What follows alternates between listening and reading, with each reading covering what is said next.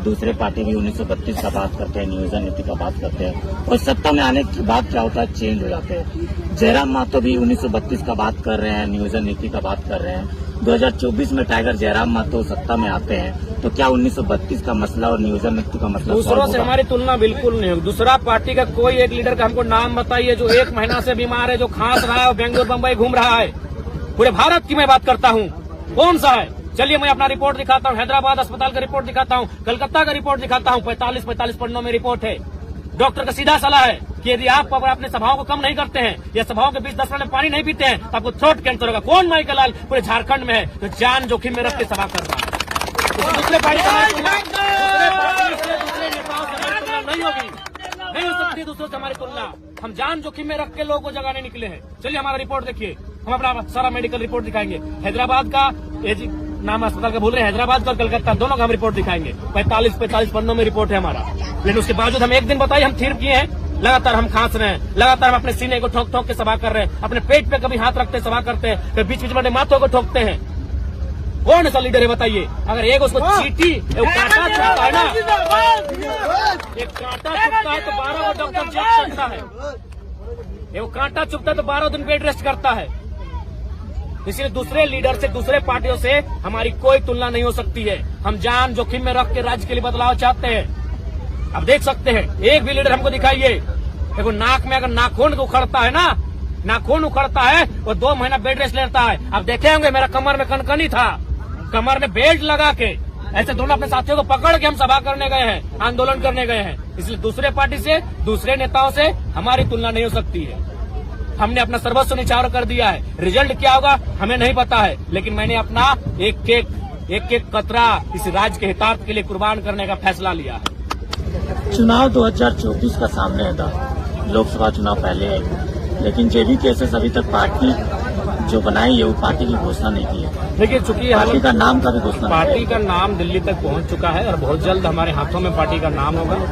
और चूंकि हम लोग थोड़ा सा अभी नए सिरे से राजनीति कर रहे हैं, बहुत सारी चुनौतियां हैं, इसीलिए हम लोग अभी सार्वजनिक नहीं कर पा रहे हैं। क्योंकि हमें लगता है कि जो लोग यहाँ पॉलिटिकली तौर पे स्ट्रांग है उनके सामने हम लोग कहीं ना कहीं अभी नौसिखे हैं, तो वे लोग हमारे कहीं ना कहीं नौसिखिया जो है उस स्वभाव का भी फायदा उठा सकते हैं। इसलिए हम लोग कुछ चीजों को गोपनीय रखते हैं। 2024 में किन मुद्दों के लेकर टाइगर जयराम मातो चुनाव में उतरेंगे? सबसे पहले लोकसभा का चुनाव है, हमारा मुद्दा रहेगा विस्थापन, हमारा मुद्दा रहेगा पलायन, हमारा मुद्दा रहेगा इंसान की सबसे बड़ी संपत्ति को बचा के रखना है। उसकी सबसे बड़ी संपत्ति उसका जमीन का टुकड़ा होता है। नौकरी आप 30 साल करते हैं, बिजनेस 50 साल तक चलता है, फिर डाउन हो जाता है। लेकिन आपकी जो सबसे बड़ी एकमात्र संपत्ति है जो चिरंजीवी न चिरन काल तक रहती है, अगर हमेशा जुग जुग तक रहती है, वो आपका जमीन का टुकड़ा ही होता है। तो उसकी चर्चा होगी सदन में। बेहतर तरीके से झारखंड के जो हालात हैं उनको रखा जाएगा, उन पर कानून बनाने के लिए सदन को सुझाव दिया जाएगा, उनसे अपील किया जाएगा। तो वो हमारे मुद्दे हैं। बड़ी बड़ी पूंजीपति पार्टियां है, देखा जाए तो जेबी केसेस एक नई पार्टी है, तो ऐसे पूंजीपति पार्टियों से जेबी केसेस की देखिए अब जनता तंग आ चुकी है, जनता जान चुकी है कि मुट्ठी भर लोग हाथों में देश है। अतः कुछ ऐसे युवाओं को, ऐसे विचारधाराओं को सदन में जगह देना होगा जो उनके हक अधिकार की बात कर सके, जो भगत सिंह के, गांधी के सपनों की बात को रख सके, उनको उनके आंख से पर्दों को हटा सके। दूसरे पार्टी और जेबी केसेस में क्या अंतर है?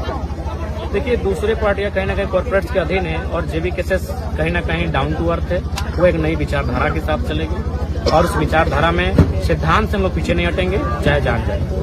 आप एक कड़वा सवाल है, बिल्कुल कड़वा। आपके खिलाफ कोई भी रिपोर्टर हो या कोई भी मीडिया वाला या यूट्यूबर हो, अगर वीडियो बनाता है तो आपके समर्थन जो है उसके खिलाफ कमेंट्स में बहुत गंदा सबसे पहले मैं अपने समर्थकों को कहूंगा कि ऐसा कमेंट ना करें। मैं मीडिया वालों से भी कहूंगा, देखिए सबको अभी हाल फिलहाल एक लड़का गया था, एक मीडिया वाले गए थे किसी सांसद प्रतिनिधि उनसे सवाल करने। आपने शायद 18 या 20 मिनट का वीडियो लिया। अगर 18-20 मिनट कोई डायरेक्ट सिर्फ जयराम मातो को ही गाली देगा तो हमारे समर्थक सवाल करेंगे, क्योंकि वो सांसद प्रतिनिधि है। उससे सवाल होना चाहिए था कि आपने प्रतिनिधि बनकर कौन कौन योजनाओं को गांव लेकर आया, आप 2024 में क्या करेंगे। उन पर सवाल क्यों नहीं होगा जब जिससे वीडियो लेने गए। हाँ, अगर कोई पब्लिक है, अगर वो हमको 1.5 घंटा भी गाली देता है तो हम कुछ नहीं बोलेंगे, हम बोलेंगे ये पत्रकारिता हुई है। लेकिन अगर आप प्री प्लानिंग वीडियो बनाएंगे तो भाई उसमें कहीं ना कहीं ये पत्रकारिता का स्तर नहीं है। आप भी जानते हैं, अभी रामगढ़ का एक वीडियो देख रहे, सुन रहे हैं, पता ही वो प्रत्याशी रहा है तो उसको पूछिए कि वो क्या करने वाला था, वो काहे पीछे हट गया, काहे इतना, क्या उसका स्ट्रेटजी है, क्या उसकी तैयारी है, 2024 में वो क्या करेगा, किस पार्टी के साथ जाएगा, क्योंकि चुनाव लड़ा है। तो आप उस पर सवाल नहीं कर रहे, जिसका वीडियो ले रहे हैं उससे कोई सवाल ही नहीं हो रहा है, सवाल जयराम महतो से हो रहा है। तो ये कहीं ना कहीं पत्रकारिता का स्तर नहीं है। आप 5 मिनट हमारे बारे में गाली, उससे जितना गाली उसको देना है आप 5 मिनट हमारे बारे में दे, लेकिन 15 मिनट उससे पूछिए कि आप क्या करने वाले हैं, आपने क्या किया अभी तक, आप सांसद प्रतिनिधि हैं, आप ये पोस्ट में हैं, आपने क्या किया, ये तो सवाल ही नहीं होता है। तो प्री प्लानिंग वीडियो हो रहा है, इसीलिए मेरे ख्याल से ऐसा हो रहा है। तो फिर भी उसके बावजूद हम अपने समर्थकों से कहेंगे कि मीडिया स्वतंत्र है, मीडिया स्वतंत्र काम करे, हम लोग आपके साथ हैं। आपके अनुसार क्या लगता है कि झारखंड में कुछ बदलाव हुआ है कि पहले जैसा? बिल्कुल हुआ है। अगर हम कहेंगे बदलाव नहीं हुआ है तो ये कहीं ना कहीं झूठ होगा, ये मिथ्या होगा। हुआ है, झारखंड में बहुत सारा बदलाव हुआ है, लेकिन झारखंड आज भी सुरक्षित नहीं है। हम बेंगलुरु गए, हम बम्बई गए, आप साथ गए थे ना, हम हैदराबाद गए, लेकिन वहाँ क्या है, अभी हम बेंगलुरु गए थे, उदाहरण देना चाहेंगे, वहाँ कंस्ट्रक्शन का काम हो रहा है, शायद वहाँ ओवरब्रिज बन रहा है। तो जैसे हमारे यहाँ सड़क बनता है, देखिए कोई जमीन लीज में लेती है कंपनी, जो भी कंपनी का नाम है, जैसे जीटी रोड बन रहा है, तो कहीं ना कहीं वो बगल में सड़क के किनारे एक जमीन लिया होगा, जहाँ अपना मटेरियल को आके जमा किया होगा, जहाँ मजदूरों के लिए घर बनाया होगा, पानी की व्यवस्था की होगी, और अपने जो मटेरियल है, छड़ी है, गिट्टी है, जो भी सड़क बनने में लगता है, उस मटेरियल को जमा करके रखा होगा। मैं अपने गांव का कहानी बता रहा हूँ, जीटी रोड के सामने मेरा गाँव है, हालांकि मेरे गाँव वालों ने जमीन दिया नहीं। हमको लग रहा है कि 4000 रुपया डिसमिल था या एकड़ था, हम कंफर्म नहीं हो पा रहे हैं। यानी अगर कुल मिला के अगर हमको देखा जाए तो एक आम व्यक्ति को पूरे साल भर के लिए बहुत कम राशि मिल रहा था। लेकिन हम जब बेंगलुरु गए तो उनसे पता किए तो बोला हम लोग को 1 महीना का जो देख रहे हैं, लगभग हमको लगता है, मेरे दिमाग में अगर आ रहा है तो शायद वो 20 एकड़ के आसपास, 15-20 एकड़ में फैला हुआ जमीन को लिया गया था। कुल महीना में 5 लाख रुपए व्यय करते हैं, लेकिन अगर झारखंड वही होता तो हमको लगता है वे लोग साल में 10 लाख 15 लाख व्यय करते हैं, उसको महीना में मिलता है। यानी किस प्रकार झारखंड को किस प्रकार मैंने दबाया जा रहा है, किस प्रकार सताया जा रहा है, तो इस बात की चर्चा दिल्ली में होनी चाहिए। और उसी मुद्दों के साथ बाकी पार्टियां इसलिए नहीं करेंगी क्योंकि वो कंपनी चंदा लेती है। अभी आज बात बताइए, किसने सीसीएल के खिलाफ बोला है, किसने बीसीएल के खिलाफ बोला है, किसने टाटा के खिलाफ बोला है, किस जयराम महतो जान हथेली में रख के बोला, क्यों? क्योंकि वो चंदा लेते हैं। तो इसलिए वो चंदा लेने के कारण, वो जो सिद्धांत उन्होंने बना लिया चंदा लेने का, उस कारण वो सही रह के भी सही नहीं रह पाएंगे, उन्हें गलत काम करना। इसलिए हम लोग चंदा का धंधा नहीं करेंगे, हम लोग सीधे जनता से जुड़ेंगे, मुद्दों के साथ जुड़ेंगे और हम लोग बेहतर करेंगे। जयराम महतो 2024 में सत्ता में आती है तो प्रवासी मजदूरों के लिए क्या कुछ ऐसा कीजिएगा ताकि जो दूसरे राज्य नहीं जाना पड़े और झारखंडियों को अपने रोजी रोजगार मिले? जैसे भी हम दुग्धा क्षेत्र में, भले आपको हम कागज में नहीं प्रमाण दे पाएंगे, लेकिन कानों कान आप सुने होंगे कि जो भी विधायक क्षेत्र के होते हैं, जो भी सांसद होते हैं, उनका प्रत्येक या तो फैक्ट्री रहे, या तो कंपनी रहे, या तो जो जहाँ से काम हो रहा है वहाँ उनका 10 गो 15 गो हाजिरी बनता है। एकदम आप सभी जानते हैं, गांव का जो भी वर्कर है वो सबको पता है। हाजिरी किस लिए बनता है कि कोई काम नहीं कर रहा, लेकिन हाजिरी बनता है ताकि वो पेमेंट सीधा विधायक जी के खाते में जाएगा, वो पेमेंट सीधा सांसद जी के खाते में जाएगा। तो हम लोग वो काम नहीं करेंगे। अब मान के चलिए हमारे धनबाद बोकारो में लगभग 12,000 से ज्यादा कंपनियां हैं, छोटी मोटी सब मिला के। अगर एक कंपनी में विधायक जी का 10 गो है तो 10,000 गुना 10 यानी लगभग 1 लाख। 1 लाख मजदूर वहाँ इन्वॉल्व हो जाएंगे, सिर्फ अगर विधायक जी चंदा नहीं लेंगे तो। विधायक जी अगर फर्जी मैंने क्या बोलते हैं हाजिरी अगर अपने मजदूरों का मन नहीं बनाएंगे तो 1 लाख सृजन सिर्फ धनबाद बोकारो में हो रहा है। तो ये सारी आइडियाज है हमारे पास, जो मुझे लगता है हम लोग बेहतर करेंगे। और सबसे बेहतर होगी कि हमारी एक आयोग बनेगी, 7-5 सदस्य की टीम बनाएंगे। उसको जो बाकी पड़ोसी राज्य है जो हाल ही फिलहाल 10-15 साल में ग्रोथ किए हैं, उनके हाल को जानने के लिए, उनकी तौर तरीकों को, उनकी बुनियादी ढांचाओं का अध्ययन करने के लिए भेजेंगे और एक रिपोर्ट वो हमारे पास सबमिट करेंगे, उसको हम लोग इम्प्लीमेंट करने का काम करेंगे। तुम्हें झारखंड वासियों को क्या संदेश देना चाहते हो? झारखंड वासियों को यही संदेश देना चाहेंगे कि अभी नहीं तो कभी नहीं। आज जो व्यवस्था है झारखंड में आप देख सकते हैं, क्या नहीं लूटा। आप लैब टेक्नीशियन का रिजल्ट देख लें, आप जीएसएससी को देख लें, आप जेपीएससी को देख लें, आप हाल फिलहाल नगर पालिका का कुछ एग्जाम था उस रिजल्ट को देख लें। कहाँ बचा है, कहाँ? एक सेंटर में 60 को 70 को बच्चे पास कर रहे हैं सेटिंग से। ये झारखंड की व्यवस्थाएं हैं। ये बच्चे पढ़ने के लिए हजारीबाग जाते हैं, रांची जाते हैं, मैंने अपना गहना माँ गिरवी रख के भेजती है, पिताजी अपने बरद बैल को गिरवी रखकर बच्चा को पढ़ाने के लिए भेजता है, और क्या पता चलता है कि क्वेश्चन पेपर लीक हो चुका है, सिस्टम वहाँ का जो जितना भी सेंटर था मैंने एग्जाम सेंटर वो खरीदा जा चुका है। तो देख सकते हैं हम झारखंडी को हम क्या संदेश देंगे। न्यूज वाले जो लोकतंत्र का काम है आप लोग तो कर ही रहे हैं, आप तो चैनल के माध्यम से झारखंड को बता ही रहे हैं कि झारखंड में क्या हो रहा है। अब जाइए बिहार देखिए, अभी हाल ही फिलहाल बिहार सबसे ज्यादा सरकारी नौकरी देने में बिहारियों को समर्थ है, तो झारखंड क्यों नहीं?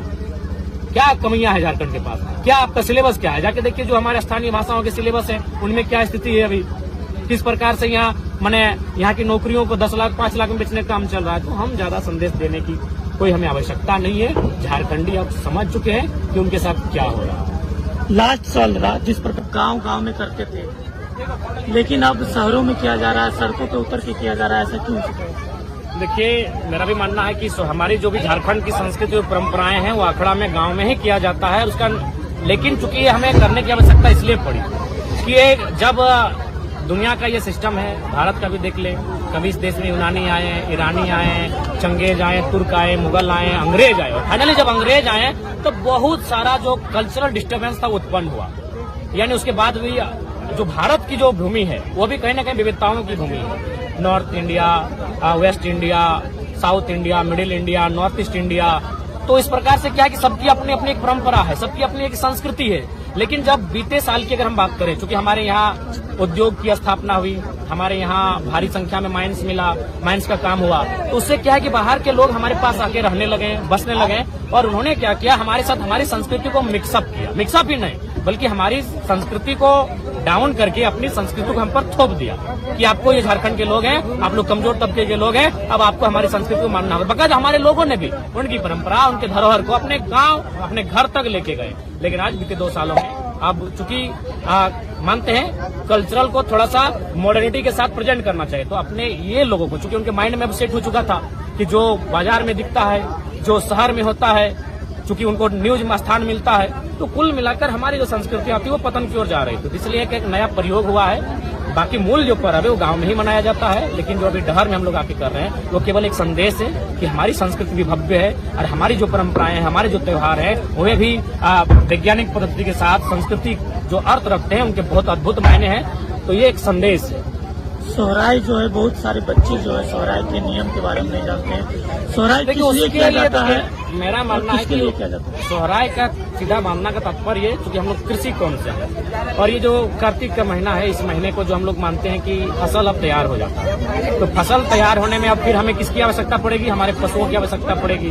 तो जिनके जो हमारे खेती जीवन में, खेती का जो मौसम का चक्र होता है, उसमें जो लोग हमारा सहयोग करते हैं, उसमें मवेशी को, गाय की बात करें, बैलों की बात करें, कि कहीं न कहीं हमारे खेती हर जीवन में उनका योगदान रहता है। अतः उनको हम आभार जनाते हैं और उनको धन्यवाद देते हैं, और वही खेत की बाली बुलाकर उनको चुमाते हैं कि आपके द्वारा और आपके सहयोग से ही हमारा खेती संपन्न हुआ, और हमारा खेती संपन्न हुआ, इसी से हमारा गृहस्थी चलेगा, इसी से हमारे बच्चे भोजन करेंगे और अपना जीवन का यापन करेंगे। या तो उनको आभार दिया जाता है।